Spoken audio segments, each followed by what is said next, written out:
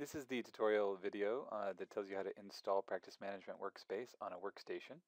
The first thing you want to do is open up a web browser and go to our website, officetoolspro.com.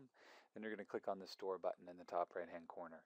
To log into the store, you're going to need the email address that you used on the order form when you purchased the software, and then also the password that was emailed to you when you purchased. Once you've logged on, you're going to come here to the My Download section on the right-hand side. And then you're going to get a list of all your product downloads. The first one on the list should be Practice Management right here, and you're going to click on Latest Update. As you click that, it's going to download here. If you're on Chrome, you'll see it in the bottom left-hand corner. It used to be that you needed to install a full Workstation installer and then the update, but that's no longer the case. So if you are an existing user and you're looking for a full Workstation install, it doesn't exist anymore. All you need to do is download this latest update and run it on whichever workstation you wish to install the software on.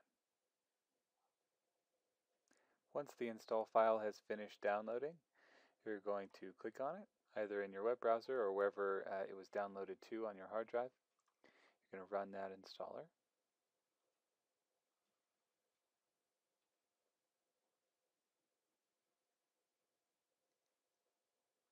Nothing special about this. You're just going to click Next, accept the license agreement, and click Install.